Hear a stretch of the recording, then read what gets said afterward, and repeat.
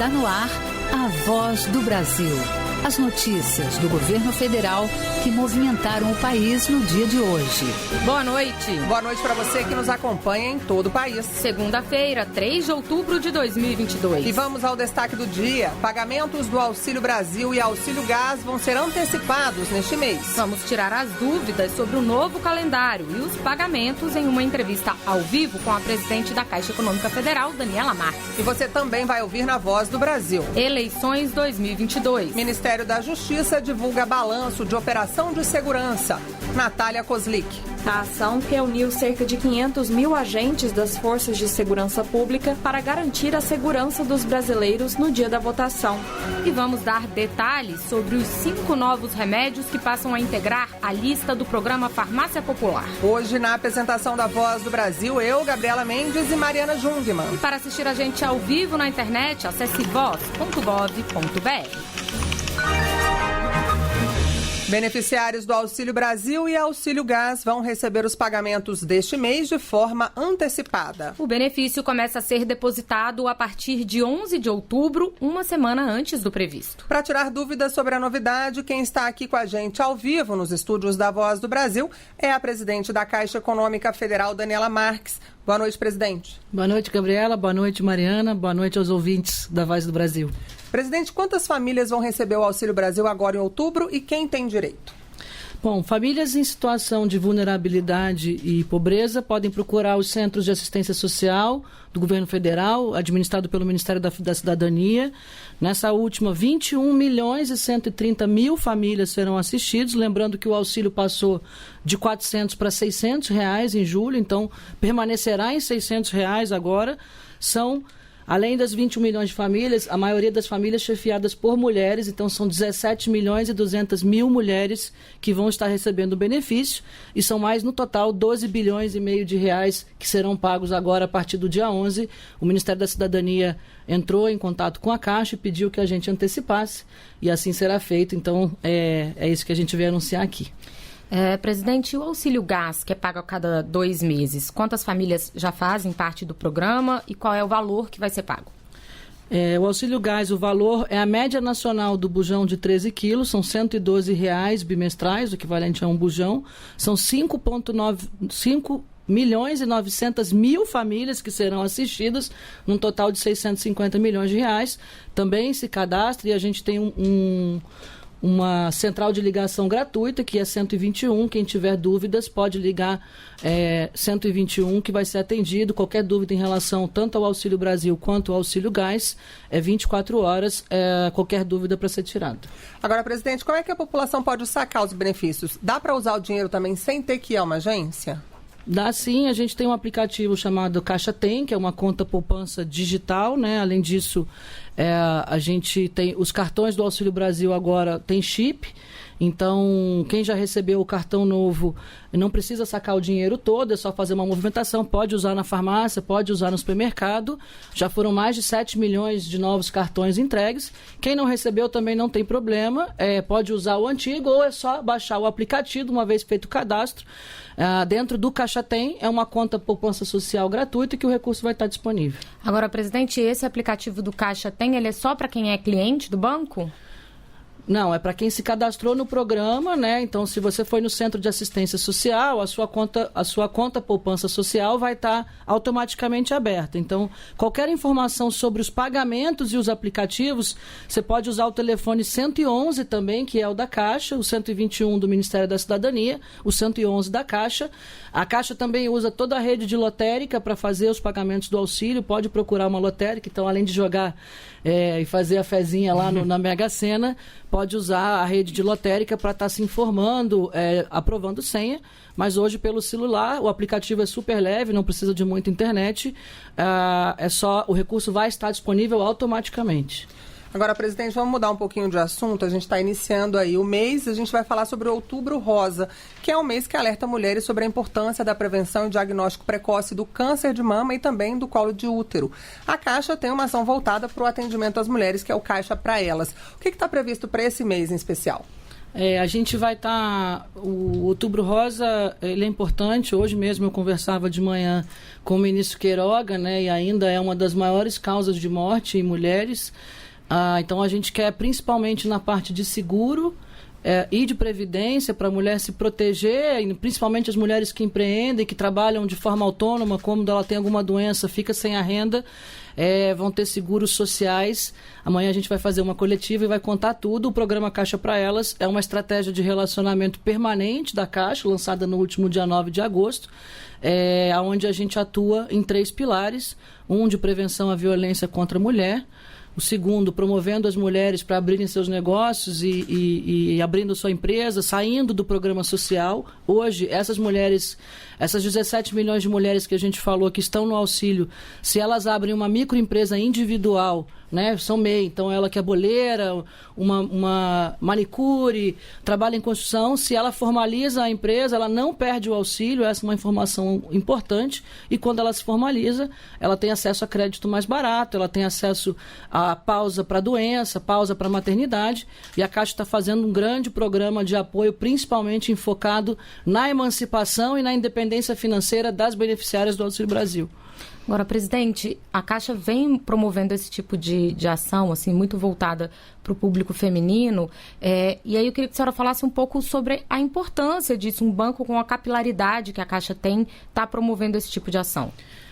O governo federal e a gente, como banco operador, né, e social, a Caixa é um banco social, é o banco de todos os brasileiros, fez algumas políticas duras de repressão à violência, né, contra um plano de enfrentamento ao feminicídio, e precisa de alguém que ajude na difusão e na conscientização desses programas. Houve um reforço do Ligue 180. O Ligue 180 é um canal exclusivo para denúncias de violência contra a mulher, tem redes de delegacia especializadas, e a Caixa uniu esforços ao governo federal, junto ao Ministério da Justiça e o Ministério da Mulher. Acolhemos um programa chamado Salve uma Mulher, para usar toda a nossa força de rede, 4 mil agências, mais as lotéricas, são mais de 17 mil pontos de atendimento, barcos, carretas, aonde, além dos produtos e serviços para mulheres, além do acesso ao crédito, a gente está atuando muito forte nessa questão da prevenção da violência contra a mulher. É uma realidade ainda dura no Brasil, que a gente acha que com essa união de esforços a gente consegue virar rapidamente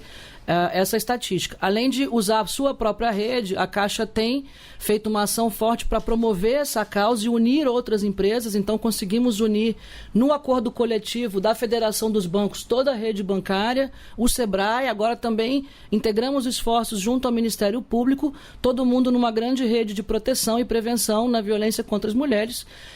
O segundo pilar do programa é justamente a questão do empreendedorismo feminino. As mulheres hoje, aquela mulher que é mãe, é esposa, é empreendedora, quer abrir o seu negócio, mas muitas vezes as mulheres ficam em relações abusivas porque não têm condição de subsistência, elas não têm a independência financeira. Então, quando você trabalha a independência financeira da mulher, que é o que ela busca, além de dar dignidade para ela, para a família, dela investir na educação e no futuro dos filhos, você dá a porta de saída caso ela esteja numa relação abusiva e não tenha acolhimento. Então, a Caixa fez uma grande mobilização, a gente capacitou 8 mil embaixadores. Além disso, no Centro de Assistência Social, onde as mulheres vulneráveis buscam auxílio, a gente capacitou na Universidade de Caixa 4 mil agentes sociais para estar fazendo o acolhimento e orientação para mulheres em situação de violências. Dentro das agências da Caixa, já são mais de 1.000 agências com espaços dedicados ao atendimento da mulher. Orientação sobre violência, se ela quer abrir uma empresa, apoia para abrir, eu quero crédito, como é que eu me protejo? E se acontecer alguma coisa comigo, eu não puder trabalhar, a gente traduz o que é um seguro. Então, todo tipo de orientação dedicada às mulheres, reconhecendo a importância da mulher como centro da família, né, como esteio da família, é ela que cultiva, que faz o planejamento familiar financeiro, que cuida da casa, cuida de si, cuida dos filhos. Então, a gente está tendo um cuidado especial agora. O programa foi lançado no último dia 9 de agosto. Até o final do ano, todas as 4 mil agências da Caixa terão um espaço dedicado para elas. Eu tenho ficado muito impactada. Já foram mais de 80 mil mulheres acolhidas nos espaços físicos, mais de 27 milhões de acessos no aplicativo do Caixa para Elas. Então, nesse mesmo aplicativo do Caixa Tem, onde está disponível o Auxílio Brasil, ela pode buscar lá a Caixa para Elas. Tem acolhimento, tem orientação psicológica, tem orientação para abrir empresa, tem produto, tem seguro, tem crédito. Então ela pode buscar pelo aplicativo ou pelo site caixa.gov.br/caixa para elas. E eu tenho assim, só para dividir, semana passada, por exemplo, eu tive um relato de uma embaixadora, de uma mulher que foi vítima de uma colisão de veículo no interior de São Paulo, foi estuprada depois dessa colisão e ela correu para uma das agências da Caixa próximo que tinha um espaço para elas e foi acolhida por uma embaixadora orientada, que chamou a polícia, a delegacia da mulher mais próxima e orientou, fez todo o protocolo, tirou as câmeras. Então, todos os dias são relatos de mulheres que trocam as suas senhas, porque o abusador pega o dinheiro do Auxílio Brasil. Então, o Auxílio Brasil, 80% das famílias são chefiadas por mulheres e a gente justamente está agora apoiando e acolhendo essas mulheres para que não sejam abusadas e tire o poder financeiro que está sendo dado a elas pelo governo federal. Presidente, você resumiu um pouco aí do que a gente ia agora arrematar, mas era justamente se já havia uma avaliação do programa, né? Ele iniciou em agosto, tem até relativamente pouco tempo, mas já dá para fazer uma análise, então, da importância do programa na ponta.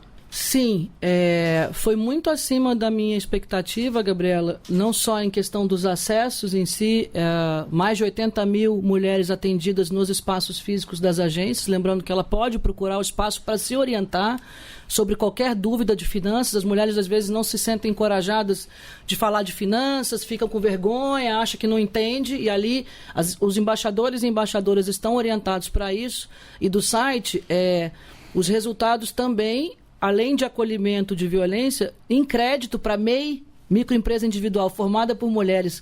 Agosto a gente fez 6 vezes mais crédito do que julho. Em crédito de pessoas jurídicas lideradas por mulheres, 7 vezes mais crédito. Cartão de crédito, mais de 60% de aumento na contratação. Seguros, mais de 70%. Então mostra que me deu certeza, né, para mim, para a liderança da Caixa, que a gente está na direção certa. A gente quer investir mais. E aí uma informação importante aqui para complementar, que é um pouco de... A gente quer propor soluções para as mulheres, acreditando no potencial econômico delas. A gente lançou a pausa para a maternidade, então todas as mulheres têm uma preocupação grande, principalmente as mulheres empreendedoras que são autônomas. Quando ela tem o filho, tem que tirar a licença, a renda, o dinheiro diminui e a despesa aumenta, porque filhos têm que comprar um enxoval, tem que comprar o berço e tal. E aí, já na sensibilidade de aprofundar ali o relacionamento com as mulheres, a gente percebeu que a questão dos programas de crédito na licença maternidade fica difícil de pagar. E aí qualquer empréstimo na Caixa, pessoa física, pessoa jurídica, MEI mulher ou habitação, entre 4 e 6 meses da licença, a gente para junto, então ela para de pagar e quando ela volta a trabalhar, ela retoma sem nenhum juros ou correção ou multa. A Caixa aí apoiando as mães do Brasil e a gente reconhecendo, então essa foi uma das soluções. Também desenvolvemos o atendimento para mães de crianças com autismo. São mais de 2 milhões de pessoas com autismo no Brasil, então pessoas com autismo ou mães e pais com filhos com autismo. Também foi uma mãe, a Esther, lá em Salvador, na inauguração de um espaço para elas, que me disse que é difícil, né, ficar na fila, porque a criança precisa ficar sozinha, não gosta de barulho, às vezes grita. E aí a gente também desenvolveu, a Caixa é um banco bastante inclusivo, no preferencial, além de deficiente, idosos e etc., a gente também, as pessoas com autismo vão ter um atendimento preferencial e a rede da Caixa, que é excepcional, foi capacitada para isso. Bom, felizmente, presidente, nosso tempo acabou. As pessoas conseguem mais informações sobre todos esses programas no site da Caixa, né?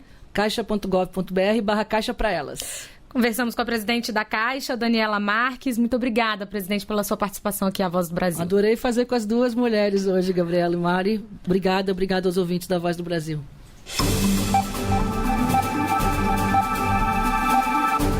O censo já entrevistou mais de 100 milhões de brasileiros. Mas, devido à falta de recenseadores, a pesquisa só deve ser concluída em dezembro. Para garantir o novo prazo, o IBGE faz uma busca ativa para contratar mais profissionais. Desde que entrou em campo em 1º de agosto, o Censo Demográfico 2022 já contou mais de 104 milhões de pessoas em 36 milhões e 500 mil domicílios em todo o país. Desse total, 48% são homens e 52% mulheres. Os dados do segundo balanço da coleta do censo também mostram que existem no país 860 mil pessoas autodeclaradas indígenas e 740 mil quilombolas. Quase a totalidade dos questionários, mais de 99%, foi respondida de forma presencial e 2,27% dos domicílios se recusaram a responder. O diretor de pesquisas do IBGE, Simar Azevedo, anunciou que o Instituto vem enfrentando dificuldades relativas à falta de pessoal para atuar como recenseadores em alguns locais, o que contribuiu com um cenário de atraso na coleta dos dados. A gente estava imaginando que fosse fechar o censo agora em meados de início, logo na primeira semana de outubro. Isso não aconteceu. Estamos prevendo um término do censo para início de dezembro. Estamos implementando várias frentes, né?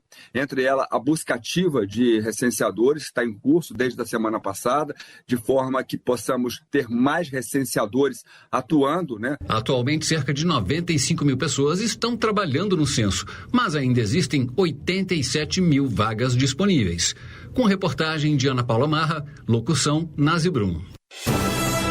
Economia de tempo e dinheiro. Brasileiros podem validar documentos de forma digital pela plataforma gov.br. Os detalhes daqui a pouco. Para garantir que os eleitores pudessem exercer a democracia e votar em segurança, 500 mil profissionais de segurança pública atuaram ontem em todo o país na Operação Eleições 2022. Entre os resultados das urnas, ficou definido que o presidente da República, Jair Bolsonaro, vai disputar o segundo turno das eleições presidenciais com o candidato do Partido dos Trabalhadores, Luiz Inácio Lula da Silva. Os resultados da operação foram divulgados hoje pelo Ministério da Justiça. No primeiro turno das eleições foram registradas 352 prisões e 1.378 crimes eleitorais, sendo que o mais comum foi a boca de urna, com 456 ocorrências registradas em todo o país.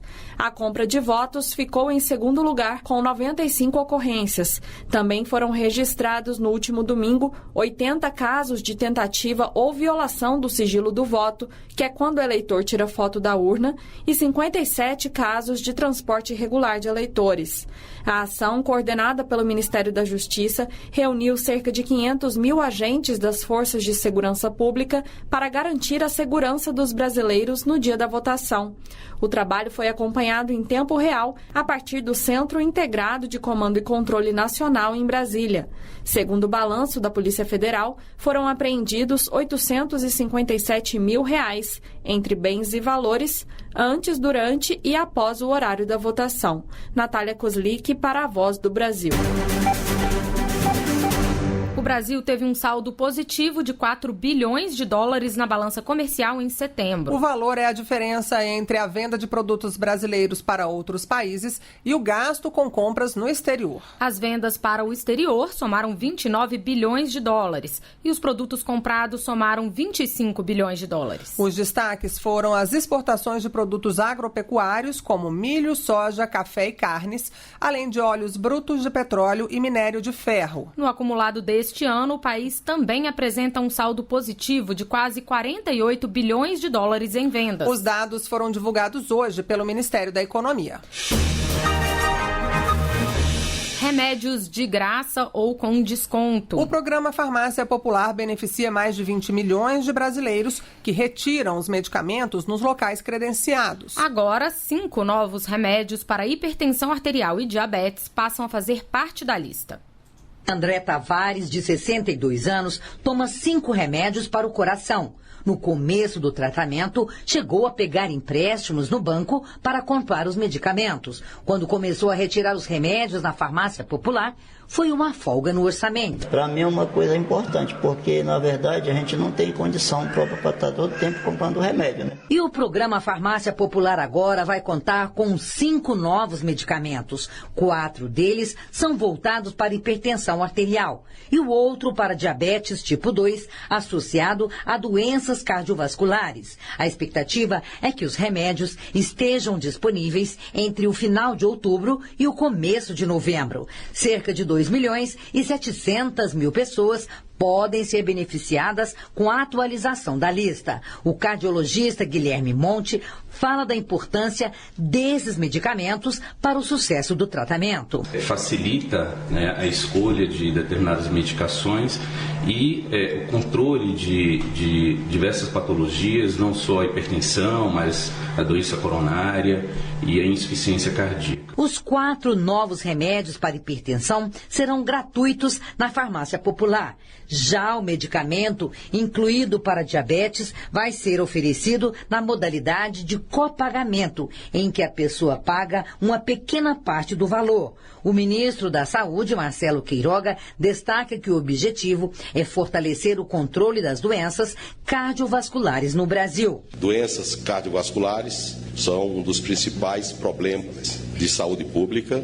Mais de 380 mil óbitos somente no Brasil, de tal sorte que merece dos gestores públicos uma atenção especial. A secretária de Ciência, Tecnologia, Inovação e Insumos Estratégicos em Saúde da pasta, Sandra de Castro Barros, explica que o acesso aos medicamentos da farmácia popular segue da mesma forma. O paciente comparece no estabelecimento, seja com a receita do público, seja com uma receita privada. Esse paciente se dirige a um estabelecimento conveniado, entrega o documento com foto ou uma procuração. Os medicamentos são entregues ao paciente. O programa Farmácia Popular distribui pelo Sistema Único de Saúde e farmácias conveniadas medicamentos de graça ou a custo reduzido e conta hoje com mais de 30 mil farmácias credenciadas no país. Atualmente, cerca de 20 milhões de brasileiros são atendidos. Até junho deste ano, mais de 7 bilhões de remédios já foram entregues para a população. Reportagem Cleide Lopes. Para embarcar em navios de cruzeiro, agora os passageiros vão optar por poder entre apresentar o comprovante de vacinação ou teste negativo para a Covid-19, realizado com 24 horas de antecedência. Até então, o comprovante de vacinação era obrigatório, conforme determinação da Anvisa, a Agência Nacional de Vigilância Sanitária. Com a queda do número de casos e mortes pela doença no Brasil, associada à cobertura vacinal da população, a agência flexibilizou as regras. São recomendados o uso de máscaras de proteção facial e a realização de distanciamento social entre os viajantes. Seguem em vigor a disponibilização de álcool em gel aos tripulantes e procedimentos de limpeza e desinfecção. Validar documentos digitais, como contratos e declarações, sem precisar sair de casa para ir a um cartório. Uma facilidade que é oferecida pela plataforma gov.br, com serviço de assinatura eletrônica. Segundo o último balanço divulgado pelo governo, só em agosto, mais de 2 milhões de assinaturas foram feitas por meio do sistema. O brasiliense Luan Bonifácio Pereira é empresário e conta que no seu dia a dia sempre teve que lidar com muitos documentos. Mas este ano, graças a um conselho do contador, ele fez a assinatura eletrônica no aplicativo do governo federal gov.br, o que o ajudou a diminuir a burocracia e a economizar tempo. Às vezes eu precisava ir no cartório, às vezes eu precisava mandar uma documentação para o meu contador. Hoje, acesso aqui, digitalizei em PDF, já encaminhei e está tudo resolvido. Desde 2021, o governo federal permite aos brasileiros a assinatura de documentos em meio digital a partir da página gov.br. Este ano o serviço foi ampliado e pode ser acessado também pelo celular no aplicativo. Só em agosto foram realizados mais de 2 milhões de assinaturas eletrônicas. De acordo com Fernando Coelho, da Secretaria Especial de Desburocratização, Gestão e Governo Digital do Ministério da Economia, o objetivo é diminuir a burocracia e facilitar a vida do brasileiro. O cidadão vai deixar de ser exigido de ir a cartórios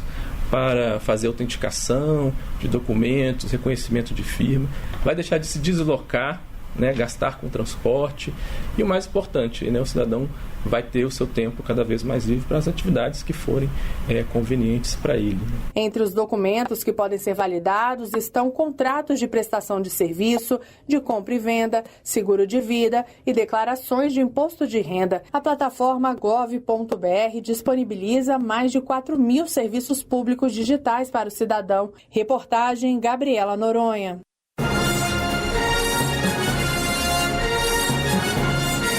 Essas Essas foram as notícias do Governo Federal. Uma realização da Secretaria Especial de Comunicação Social do Ministério das Comunicações. Com produção da Empresa Brasil de Comunicação. Fique agora com as notícias do Poder Judiciário e do Congresso Nacional. Boa noite. Boa noite para você e até amanhã.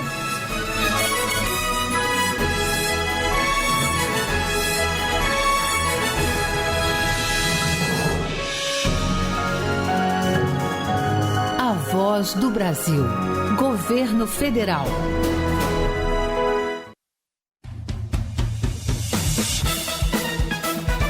Você vai ouvir agora notícias do Poder Judiciário.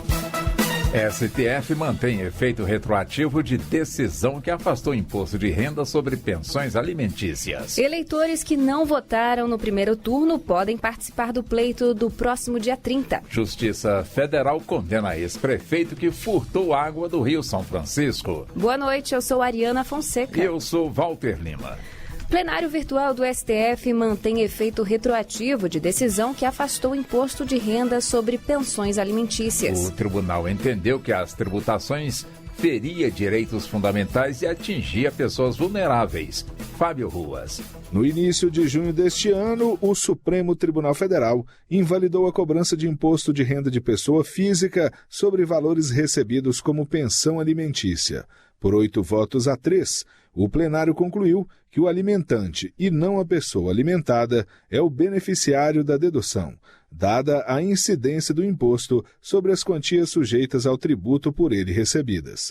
A Advocacia Geral da União apresentou recurso contra a decisão, mas o relator ministro Dias Toffoli verificou que não há justificativa plausível para modular os efeitos da decisão. Ele destacou que um dos fundamentos da pensão alimentícia é a dignidade da pessoa humana e um de seus pressupostos é a necessidade dos que a recebem. Em caráter excepcional, o STJ afastou a impenhorabilidade de honorários advocacia. Com isso, permitiu o uso de parte dessa verba para pagamento a uma cliente. Fátima Uchoa. O advogado contratado sacou o valor de uma condenação depositado em juízo, mas não o repassou à cliente. Ele foi condenado a restituí-la. No cumprimento de sentença, em outra ação, foi determinada a penhora dos honorários advocatícios. A terceira turma do STJ negou provimento ao recurso especial do advogado e manteve entendimento do Tribunal de Justiça de São Paulo, que flexibilizou a regra da impenhorabilidade dessa verba. Para a ministra relatora Nancy Andrighi, a penhora resguardou o percentual dos honorários suficiente para garantir a subsistência do devedor e da família dele, não havendo ilicitude na medida. Eleitores que não votaram no primeiro podem votar no segundo turno das eleições. Cada turno de votação é uma eleição independente. Guilherme Glória. Caso a justificativa ainda não tenha sido feita no dia do segundo turno, em 30 de outubro, eleitores podem votar normalmente, desde que o título eleitoral esteja válido. O prazo para a justificativa é até 1º de dezembro deste ano para ausências no primeiro turno e até 9 de janeiro de 2023 para ausências no segundo turno. A justificativa pode ser feita pelo aplicativo e-Título ou pelo formulário eletrônico disponibilizado no site da Justiça Eleitoral, tse.jus.br. Quinta turma do TST decide que honorários só serão cobrados quando a empregada que perdeu a ação tiver condições financeiras. A trabalhadora é beneficiária da Justiça Gratuita, Samanta Flor. Na reclamação trabalhista, a auxiliar de cozinha ganhou apenas parte do pedido de horas extras e parcelas relativas ao aviso prévio e as verbas rescisórias contra uma empresa de Joinville, em Santa Catarina. Com isso, ela foi condenada a pagar ao advogado da outra parte honorários de 5% sobre o valor dos pedidos que foram negados. Mas a quinta turma do Tribunal Superior do Trabalho concluiu que a trabalhadora só deve pagar o valor devido se a empresa, nos 2 anos seguintes à decisão definitiva, demonstrar que ela tem condições de cumprir a obrigação.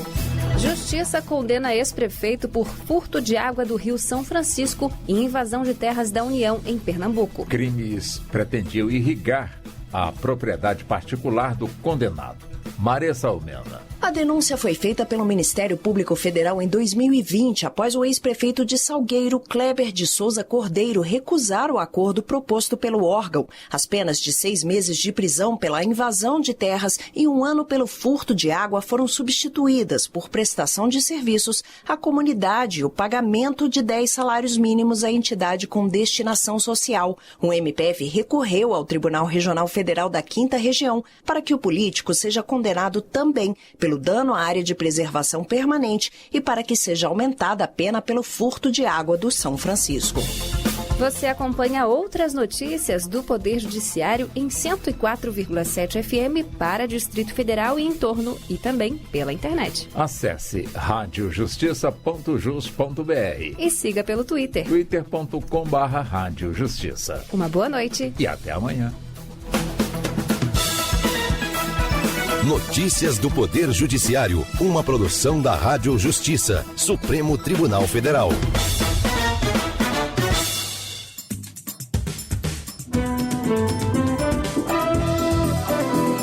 Está no ar o Jornal do Senado. Eu sou Paula Groba. E eu sou Ricardo Nacaoca. E estes são os destaques de hoje do Jornal do Senado, que começa agora.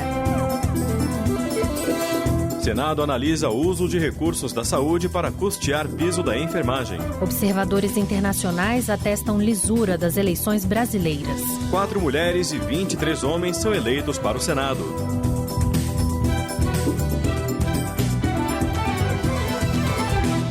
Boa noite. Boa noite. 27 senadores de 9 partidos diferentes foram escolhidos nestas eleições. O PL terá uma bancada com 8 representantes, o União Brasil, 5, o PT, 4, o Progressistas, 3, Republicanos e PSD, 2 cada um. MDB, PSC e o PSB elegeram um candidato. 3 senadores eleitos já tiveram um mandato: Wilder Moraes, do PL de Goiás, Magno Malta, do PL do Espírito Santo e Wellington Dias, do PT do Piauí. 23 eleitos são homens. Entre as mulheres, apenas 4 venceram as disputas nos estados. Já o número de mulheres que concorreram ao cargo foi maior do que na eleição de 2014. A reportagem é de Janaína Araújo. A última vez em que foi renovado somente 1/3 do Senado, ou seja, 27 cadeiras, em 2014, 5 mulheres foram eleitas para o cargo. O número é maior do que o de senadoras eleitas nesse domingo, apenas 4. A boa notícia é que nas eleições deste ano, a participação das mulheres na disputa alcançou 22,5% do total de candidatos ao Senado. Em 2014, o percentual feminino no pleito era de 18,9%.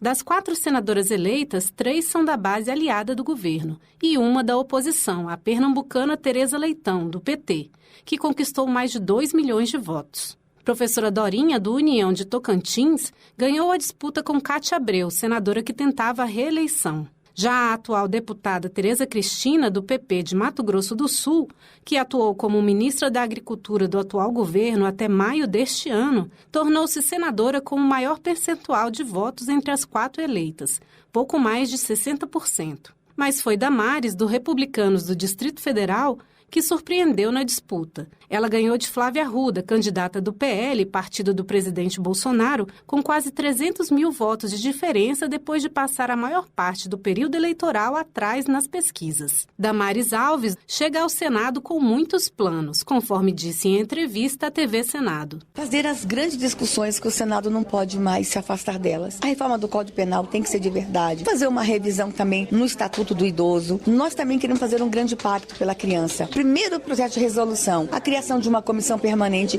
da criança e do adolescente dentro do Senado Federal. É isso que eu prometi para o povo, é isso que eu vou fazer. Estou chegando para essa nova proposta, da nova política, das novas ideias. O povo do DF quer a nova política. A posse das senadoras, assim como a dos outros 23 senadores, acontece em 1º de fevereiro de 2023. E 15 governadores foram eleitos no primeiro turno destas eleições, 12 deles reeleitos para um segundo mandato. Já em outros estados, os governadores serão decididos no segundo turno no dia 30.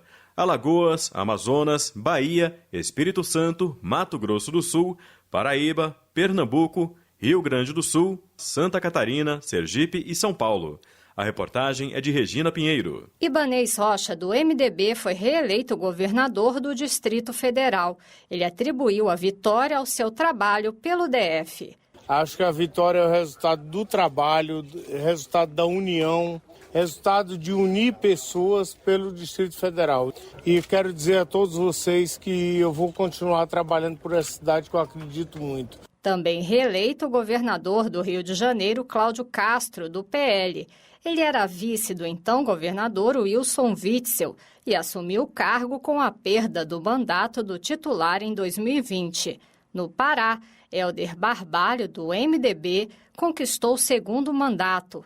Entre os candidatos a governador eleitos no primeiro turno, Helder obteve a maior porcentagem de votos, mais de 70%. 3 candidatos foram eleitos em primeiro turno para o primeiro mandato como governador. Clécio Luiz, do Solidariedade, pelo estado do Amapá, Eumano de Freitas, do PT, pelo estado do Ceará, e Rafael Fonteles, do PT, pelo estado do Piauí.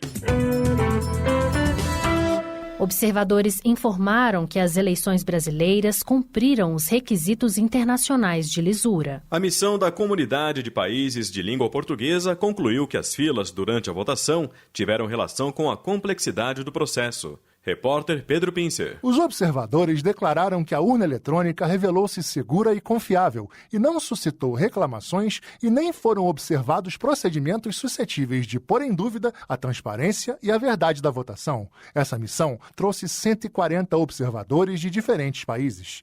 Eles acompanharam os trabalhos de cerca de 50 sessões eleitorais. O assessor-chefe de assuntos internacionais do TSE, José Gilberto Scandiuti, destaca a importância das delegações de observadores. São organismos internacionais com pessoas estrangeiras, que não têm nenhuma coloração ideológica, são organismos independentes, que não têm nenhum interesse na disputa política brasileira e que, portanto, podem lançar um olhar neutro, sereno, técnico sobre o nosso sistema. Também foram divulgados relatórios da União Interamericana de Organismos Eleitorais e da Organização dos Estados Americanos, todos favoráveis à segurança e confiabilidade das eleições brasileiras. E esta semana, o Senado volta com trabalhos legislativos em comissões e no plenário. Entre as propostas, nas comissões está a que prevê o reembolso de frete aos consumidores em caso de entregas atrasadas. A Comissão de Fiscalização também pode aprovar uma proposta que dá mais força para acordos com o PROCON. A reportagem é de Marcela Cunha. Na terça-feira, a Comissão de Transparência, Governança, Fiscalização e Controle e Defesa do Consumidor deve votar o projeto que altera o Código de Defesa do Consumidor para fortalecer acordos com os PROCONs, que poderiam executar título executivo extrajudicial. O objetivo é acelerar a reparação do consumidor e reduzir ações judiciais, como explicou o senador Oriovisto, do Podemos do Paraná. A proposição garante ao credor maior celeridade na busca e satisfação do seu crédito, pois no lugar de ter que valer-se de uma ação de conhecimento, poderá ir diretamente para uma ação de execução. Outro projeto na pauta prevê o reembolso imediato do frete quando houver atraso na entrega da compra. Também será analisada se é abusiva a cláusula que obriga o pagamento de carnê ou cartão de crédito exclusivo de lojas apenas no próprio estabelecimento. A comissão também pode aprovar a audiência pública para apurar irregularidades em viagens de integrantes da Lava Jato.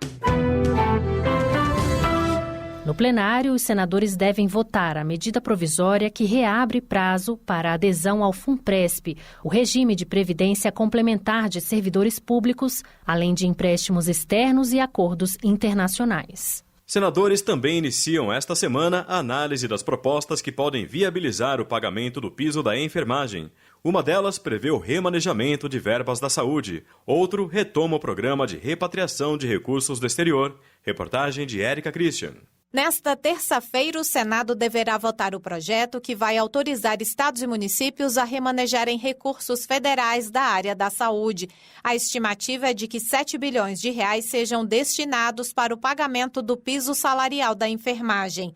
Além dessa proposta, o senador Jean Paul Prates, do PT do Rio Grande do Norte, vai insistir no uso de verbas da chamada RP9, emenda do relator do orçamento, para pagar os profissionais da enfermagem. Quanto à questão dos recursos mais imediatos, com certeza a RP9 é o mais rápido, porque é uma decisão do relator corroborada por uma PEC e todo mundo pode fazer um esforço para que saia logo. Essa outra sugestão inicial do PLP 44, que é esse remanejamento de recursos orçamentários não utilizados, também é uma solução que se complementa a isso. Me parece que é um montante suficiente para cobrir este ano e parte do ano que vem. Nesta quinta-feira, o plenário poderá votar o projeto que reabre o prazo para brasileiros legalizarem bens que estão no exterior. A proposta do presidente do Senado, Rodrigo Pacheco, prevê o pagamento de 40% sobre o valor total a ser declarado. Esses recursos também poderão ser destinados para o piso da enfermagem.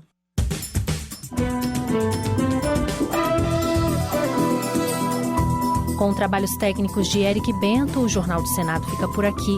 Acompanhe agora as notícias da Câmara dos Deputados. Boa noite. Boa noite e até amanhã.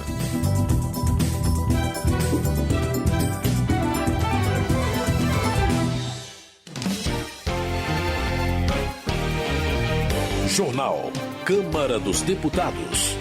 Bancada feminina terá mais 14 deputadas federais na próxima legislatura. Câmara tem renovação nas cadeiras menor do que em 2018. PL terá a maior bancada na Câmara, seguido por PT e partidos aliados. Boa noite. O PL, o partido de Jair Bolsonaro, terá as maiores bancadas na Câmara e no Senado, seguido pelos partidos aliados ao ex-presidente Lula. O repórter Antônio Vital tem os detalhes. Mais de 20 horas depois do fechamento das urnas, a conclusão da apuração pelo Tribunal Superior Eleitoral confirmou as projeções que davam como certo o aumento da bancada de partidos de centro-direita no Congresso, que vai tomar posse no ano que vem. O PL, partido do presidente Jair Bolsonaro, terá a maior bancada na Câmara, subindo de 76 para 99 deputados. A legenda também será a maior bancada no Senado, com 14 senadores. Na Câmara, depois do PL, vem a federação formada pelo PT, PV e PCdoB, aliados do ex-presidente Luiz Inácio Lula da Silva, com 80 deputados. A bancada do PT subiu de 54 para 68. O número de 80 chega com os 6 do PCdoB e os 6 do PV. Em seguida, as maiores bancadas no ano que vem na Câmara serão a da União Brasil, com 59 deputados, a do PP, com 47, e a do MDB, com 42. Esse cenário de polarização entre os partidos de Lula e de Bolsonaro repete 2018, quando o PT elegeu 54 deputados e o PSL, então partido de Bolsonaro, 52. Cientistas políticos ouvidos pela Rádio Câmara e pela TV Câmara apontam que o próximo Congresso será mais conservador e de direita que o atual, mas eles são cautelosos quando falam do apoio de deputados e senadores ao futuro governo. Para o analista político Antônio Augusto de Queiroz, o comportamento do Congresso está diretamente ligado a quem será o próximo presidente da República. Se Jair Bolsonaro for eleito, ele prevê uma ênfase nas pautas de costume e em projetos que aumentam penas para crimes. Essa nova composição é uma composição mais centro-direita do que a atual. Agora, o presidente da República tem uma influência sobre o comportamento do Congresso muito grande. Então, por exemplo, se for o presidente Bolsonaro, esse Congresso vai se direcionar muito para a direita. E, portanto, ele vai ter a oportunidade de fazer as reformas de costumes que ele não conseguiu fazer no primeiro mandato. Agora não. Agora, se o presidente Bolsonaro for reeleito, ele tem uma base muito apropriada para isso, porque houve um crescimento significativo de evangélicos e da bancada de segurança. Para Antônio Augusto Queiroz, o PL ter a maior bancada não significa necessariamente oposição automática a Luiz Inácio Lula da Silva, caso o candidato do PT seja eleito. Segundo ele, pouco mais de 30% dos deputados do partido podem ser considerados bolsonaristas raiz, o que permite uma margem de manobra para o governo caso o petista seja eleito. O cientista político Leonardo Barreto vai na mesma linha. Ele diz que hoje é cedo para apontar que partidos farão oposição sistemática a Lula.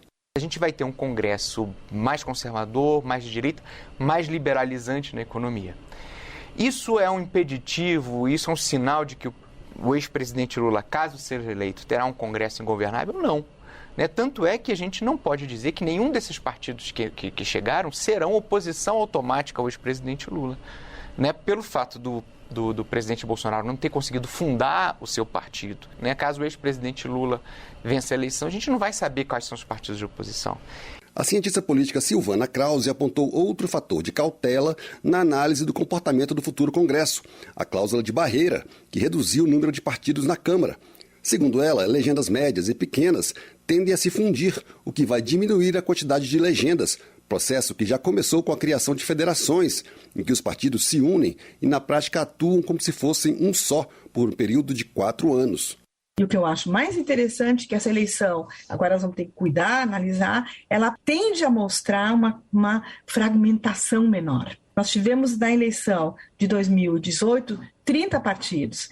Ao que tudo indica, nós vamos ter com as federações 19 partidos representados e 23 considerando cada partido independentemente das federações, né?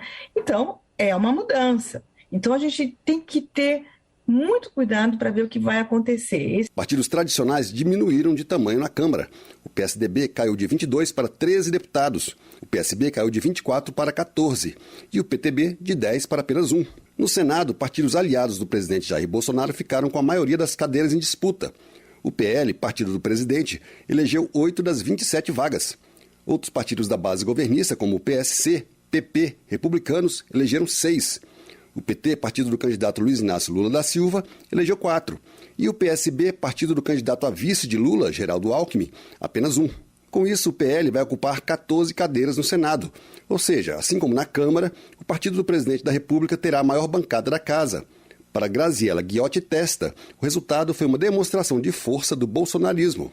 Para o Senado, a gente tem visto que o apoio do Bolsonaro deu muitos frutos. Então, a gente tem aí Hamilton Mourão, com a própria Damares Alves aqui pelo DF. Esse apoio bolsonarista deu muitos frutos no Senado. Apesar de ter obtido apenas 4 das 27 cadeiras em disputa no Senado, a bancada do PT aumentou de 7 para 9 senadores. Entre os senadores eleitos estão os atuais deputados Efraim Filho, da Paraíba, Alan Rick, do Acre, e professora Dorinha, de Tocantins, todos do União Brasil, e Tereza Cristina, do Mato Grosso do Sul, Laércio Oliveira, de Sergipe, e Irã Gonçalves, de Roraima, do PP. Da Rádio Câmara, de Brasília, Antônio Vital. Eleições. Os resultados nas urnas indicam uma renovação na Câmara dos Deputados de 39%. O índice é menor do que o verificado em 2018, na última disputa eleitoral. Mais detalhes com a repórter Silvia Munhato. A renovação da Câmara dos Deputados ficou em 39%, um total menor que o das últimas eleições, de 47,37%, mas mais próximo da média histórica anterior às eleições de 2018. O cálculo é da Secretaria-Geral da Mesa da Câmara, que considera todos os políticos que em algum momento exerceram o cargo de deputado nessa legislatura, ou seja, desde 2019. A Câmara tem 513 deputados, mas o total que passou pela Casa foi de 598.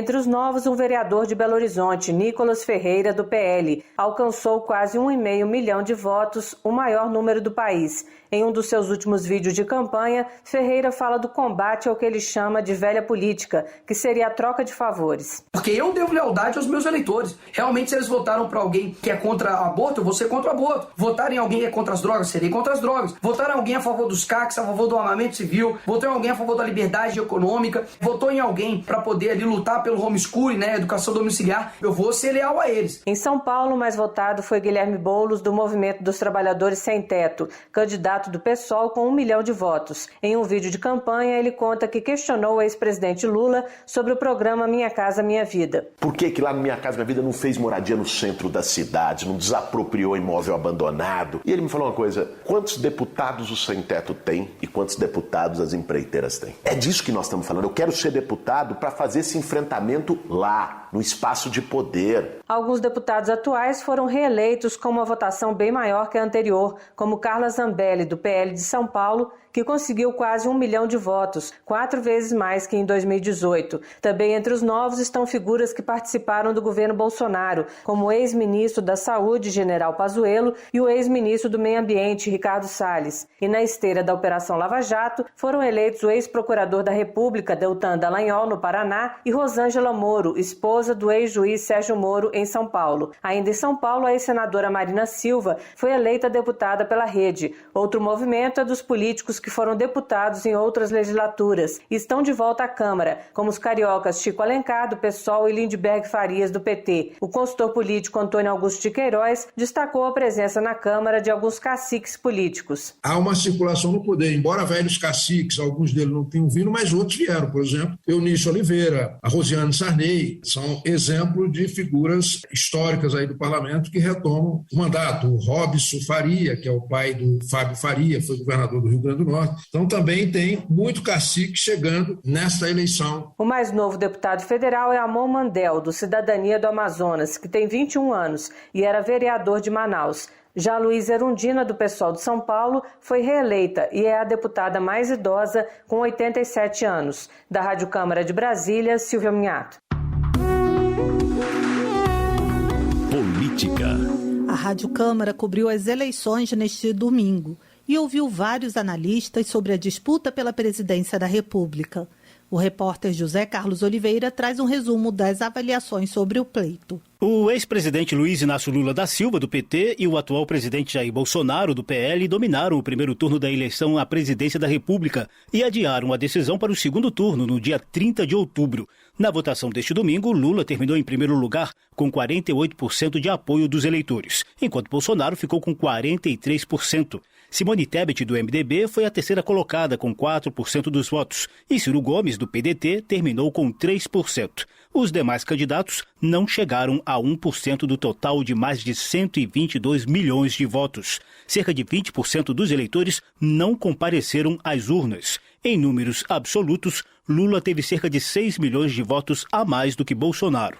No acompanhamento da apuração na Rádio Câmara, a cientista política Graziella Ghiotti Testa, da Fundação Getúlio Vargas, ressaltou a necessidade de Lula e Bolsonaro construírem desde já a governabilidade possível para o mandato que começa em 2023. Vai ser um desafio nos dois casos. A questão toda é entender quais vão ser os movimentos do judiciário no sentido de reprimir ou não o orçamento secreto e se a estratégia de Lula e de Bolsonaro vai ser a mesma que eles usaram em outros tempos. E eu acho que essa construção da governabilidade, ela é muito parecida com o tipo de acordo que precisa acontecer dentro da sociedade. Essa alta polarização que existe, sobretudo com relação à pauta de costumes, passam a ser difícil de trabalhar na construção de governabilidade também. Então vamos ver se a gente vai conseguir se reconciliar como sociedade, procurar aqueles pontos que são comuns. Também comentarista da Rádio Câmara durante o primeiro turno, o cientista político Adriano Oliveira, da Universidade Federal de Pernambuco,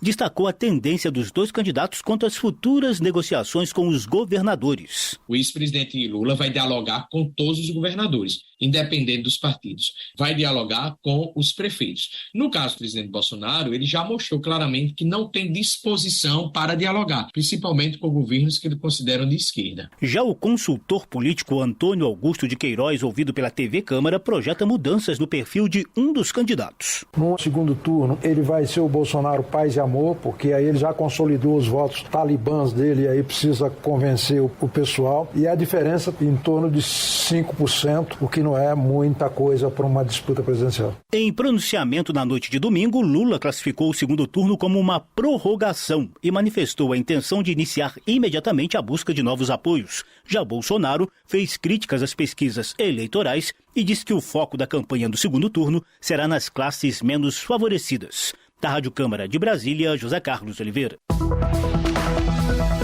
14 estados e o Distrito Federal tiveram seus governadores já escolhidos no primeiro turno. 12 deles foram reeleitos. Nos demais 12 estados haverá segundo turno. É o caso de 5 dos 9 estados do Nordeste: Bahia, Pernambuco, Sergipe, Alagoas e Paraíba. No Sudeste haverá segundo turno em São Paulo e Espírito Santo. E na região Sul, no Rio Grande do Sul e Santa Catarina. Também haverá segundo turno no Amazonas e Rondônia e no Mato Grosso do Sul. houve algumas surpresas não detectadas pelas pesquisas eleitorais. A lista dos 15 governadores já conhecidos inclui 12 reeleitos. São os casos de Cláudio Castro, do PL no Rio de Janeiro, Romeu Zema, do Novo, em Minas Gerais, Ibanez Rocha, do MDB no Distrito Federal, Ronaldo Caiado, de Goiás, e Mauro Mendes, do Mato Grosso, ambos do União Brasil. Vanderlei Barbosa, do Republicanos, no Tocantins, Ratinho Júnior, do PSD no Paraná, Fátima Bezerra, do PT no Rio Grande do Norte, Carlos Brandão, do PSB no Maranhão, Hélder Barbalho, do MDB no Pará, Gladson Cameli, do Acre, e Antônio Denário, de Roraima, ambos do Progressistas. Além deles, o ex-prefeito de Macapá, Clécius Luiz, do Solidariedade, foi eleito governador do Amapá. O deputado estadual Eumano de Freitas, do PT, venceu a disputa para o governo do Ceará. E o ex-secretário estadual Rafael Fonteles, do PT, vai para o governo do Piauí.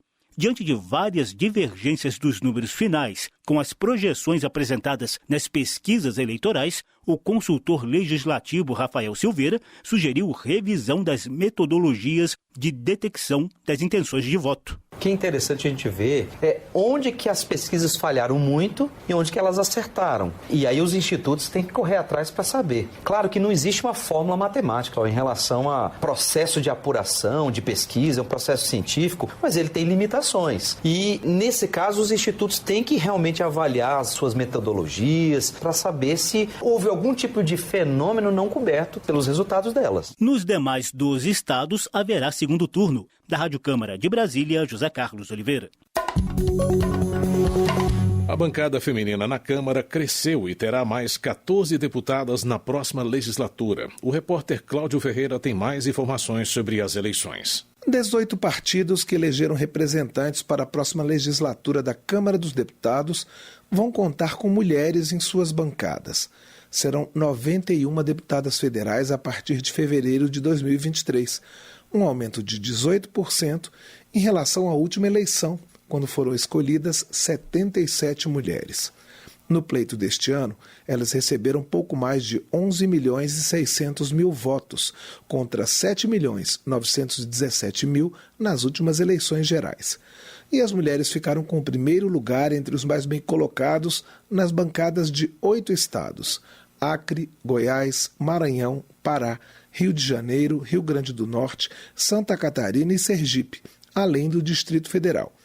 E serão 18% do total de parlamentares, pouco mais do que os 15% de 2018. Mas o crescimento da bancada feminina na Câmara foi bem menor do que em 2018. Há 4 anos, o aumento foi de 51% em relação às eleições de 2014, e o número de deputadas, naquela ocasião, passou de 51 para 77 parlamentares. Em termos numéricos, na comparação com 2018, destaca-se o aumento de mulheres na bancada do PL, de 6 para 17 deputadas, e no PT, de 10 para 18 parlamentares. Partidos como Podemos, MDB, PSD, PSOL e Republicanos também tiveram crescimento no número de deputadas. O PSD, por exemplo, passou de 1 para 4 representantes do sexo feminino, aumento de 300%. Segundo a cientista política Graziela Ghiotti, da Fundação Getúlio Vargas, que participou da cobertura da Rádio Câmara no domingo das eleições, é preciso mudar a gestão dos recursos dos partidos para que continue o crescimento da participação das mulheres no poder legislativo. A gente teve vários casos de mulheres falando que não receberam o recurso que foi prometido pelos partidos. Em diversos momentos a gente ouvia falar das mulheres laranjas, candidatas laranjas e tal.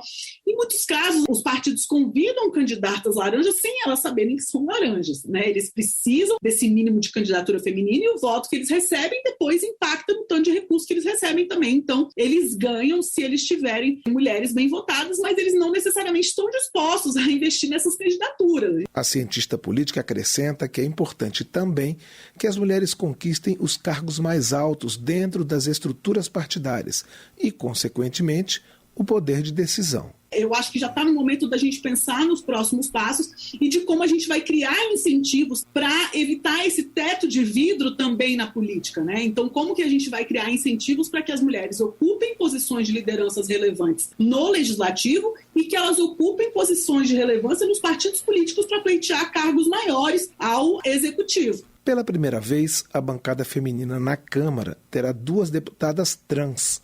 Érica Hilton foi eleita pelo PSOL de São Paulo. Duda Salabert é do PDT de Minas Gerais. Da Rádio Câmara de Brasília, Cláudio Ferreira. Termina aqui o jornal Câmara dos Deputados, com trabalhos técnicos de Everson Urani e apresentação de José Carlos Andrade e Mônica Tati. Uma boa noite para você. Uma ótima noite. Você fica agora com as notícias do Tribunal de Contas da União. Minuto do TCU. O TCU fez levantamento para conhecer as políticas públicas voltadas para o desenvolvimento industrial. A fiscalização identificou 12 políticas públicas vigentes em 2020 que correspondiam ao setor.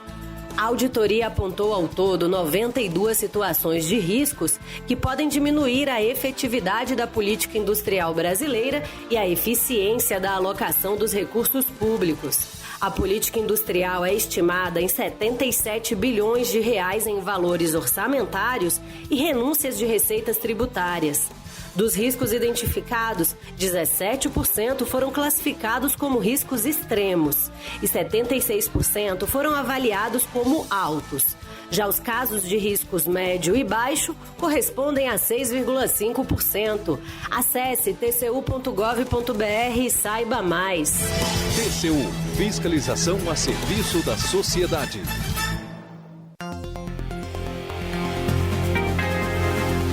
Você ouviu A Voz do Brasil. Boa noite.